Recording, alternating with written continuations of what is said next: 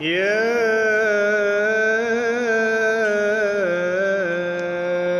أيها الذين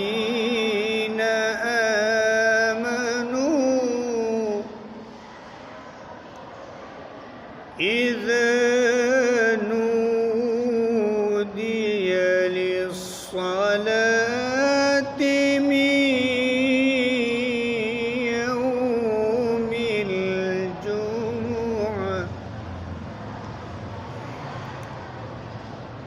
يا أيها الذين آمنوا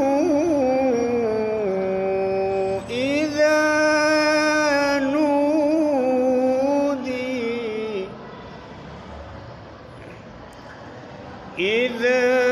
نودي للصلاة من